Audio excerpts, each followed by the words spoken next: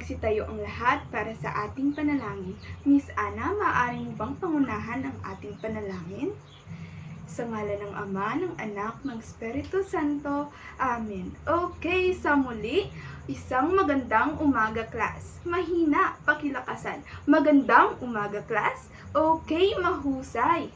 So, bago kayo umupo, pakitignan ang ilalim ng inyong mga upuan at baka may mga basura, pakipulot na lamang at mamaya ay itapon sa basurahan. Then, pakiayos ng inyong mga upuan bago kayo umupo. Okay. May lumiban ba sa klase ngayong araw, class? Wala, mahusay. Nagpapakita lamang na talagang interesado kayong matuto araw-araw. So, kahapon, ang tinalakay natin ang tungkol sa pang-abay. Naintindihan ba yun kahapon, class? Okay, mahusay. May mga katanungan pa ba tungkol sa pang-abay? Okay, wala na. So, kung gayon, maaari na tayong tumungo sa ating panibagong aralin. Ngunit, bago ang lahat, nais ko munang tumayo kayo dahil sasayaw tayo at aawit. Pamilyar ba kayo sa awiting fruit salad? Okay, mahusay. Sa mga hindi marunong, sundin lamang ang inyong mga kaklase na marunong o di kaya ako na andito sa harapan.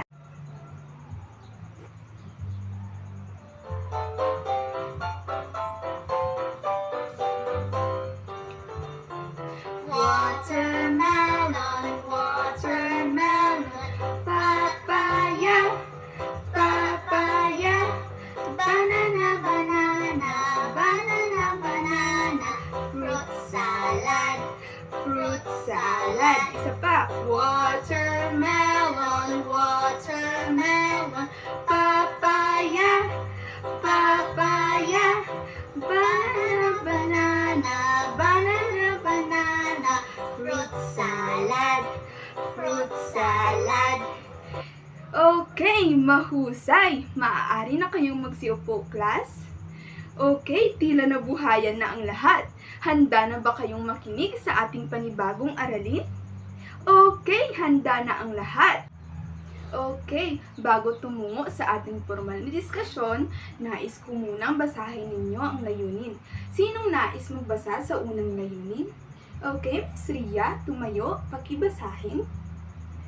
Mahusay. Sa pangalawang layunin. Okay, Miss Dave, tumayo at pakibasa ang ating pangalawang layunin. Okay, magaling. Sa panghuli, Miss Ana, okay, tumayo at pakibasa ang ating panghuling layunin. Okay, salamat. So, ang ating layunin una ay kami ay nakatutukoy ng mga salitang na ibibigay ng guro kung ito ay nagsasaad ng salitang kilos sa loob lamang ng 5 minuto. Pangalawa, sa isang kalahating papel, kami ay nakasusulat ng 5 halimbawa ng salitang kilos at ano-ano ang katumbas nito sa 3 aspekto ng pandiwa. Panghuli, kami ay nakakikilala ng aspekto ng pandiwa na ibibigay ang mga kulang na bahagi ng aspekto ng pandiwa sa pamamagitan ng pagsulat. Bago tayo magsimula, nais nyo bang maglaro, class? Sige, maglalaro tayo. Ang ating laro ay pinamagatang buuin mo ako. Ipapangkat ko kayo sa 4, class. So, magbilang 1, 2, 3, 4. 1, 2, 3, 4. 1, 2, 3, 4. So, sa mga unang pangkat, dito kayo, class. Pangalawa, pangatlo, pang-4. Ngayon, class, bibigyan ko kayo ng mga piraso ng papel. Ang bawat papel ay may nakasulat na titik. Wala sa ayos ang mga titik na ito, class, kaya ang misyon ninyo ay buuin ito pagkatapos ay idikit sa pisara. Ang unang pangkat na makakatapos ay may premyo sa akin bukas. Ready na ba ang lahat? Sige, ito sa inyo unang pangkat, pangalawa, pangatlo, at pang-4. Okay, mahusay. Ang unang nakatapos ay ang pangkat ikalawa. Dahil dyan, may premyo kayo sa akin bukas. So ngayon, tumungo na tayo sa ating panibagong aralin. Ang ating tatalakayin ay ang aspekto at aspekto ng pandiwa. Ano nga ba ang aspekto ng pandiwa? Sige, Miss Ana, pakibasa. Okay, maraming salamat. Ang pandiwa ay mga salitang nagpapahayag ng kilos o galaw. Ito ay binubuo ng salitang ugat at mga panlaping makaliwa. Halimbawa, ang salitang kumain. Ito ba ay pandiwa? Tama, sapagkat ito ay nagsasaad ng salitang kilos. Ano ang salitang ugat sa kumain? Magaling! Kain! Ano naman ang panlaping ginamit? At ito ay gitlapi sapagkat nakikita ito sa gitna class. Ito ay nasa pagitan ng titik K at titik A. Naintindihan ba? Okay, isa pa. Sa salitang naglakad class, ano ang salitang ugat sa naglakad? Tama, lakad. Ano naman ang ginamit na panlapi? At ito ay tinatawag na unlapi sapagkat ito ay nakikita sa unahan ng salitang ugat. Halimbawa naman ang salitang diligan. Ano ang salitang ugat sa diligan? Mahusay, dilig. At ang ginamit na panlapi ay an. At ito ay hulapi sapagkat ito ay nakikita sa hulihan. Naintindihan na ba, class? Okay, magaling. Ang susunod naman ay ang tungkol sa aspekto ng pandiwa. Ano nga ba ang aspekto ng pandiwa? Okay, Miss Dave, pakibasa. Okay, salamat. Ang aspekto ng pandiwa ay tumutukoy sa kung kailan naganap ang kilos. May tatlong aspekto ng pandiwa, class. Una, perpektibo. Pangalawa, imperpektibo. At pangatlo ay kontemplatibo. Kapag perpektibo, ang kilos ay natapos na. Kapag naman imperpektibo, ang kilos ay ginagawa upang kasalukuyan. Samantalang kung kontemplatibo, ang kilos ay gagawin pa lamang o gaganapin pa lamang. Halimbawa, class, ang salitang higa. Ano ang katumbas ng higa sa perpektibo? Ano ang tumbas nito kung ang kilos ay natapos na? Tama, humiga, mahusay. Paano naman kung kasalukuyang ginagawa? Mahusay, humihiga. Paano naman kung ito ay gagawin pa lamang? Tama, hihiga. Tila ang bilis ninyong natututo. Sige nga. Isa pa. Sa salitang kain ulit. Ano ang katumbas nito sa perpektibo? Mahusay, kumain. Paano naman kung sa imperpektibo? Tama, kumakain. At sa kontemplatibo? Magaling, kakain. Pansinin ang talahan na yan, class. Meron tayong salitang kilos na awit, lakad, sayaw, takbo, at amoy. Sa perpektibo, ang salitang awit ay magiging umawit sapagkat ang kilos ay natapos na. Paano naman kung sa imperpektibo? Umaawit sapagkat ito ay pangkasalukuyang ginagawa. Sa kontemplatibo naman ay magiging aawit dahil ang salitang kilos ay gagawin pa lamang. Pangalawa, ang salitang lakad.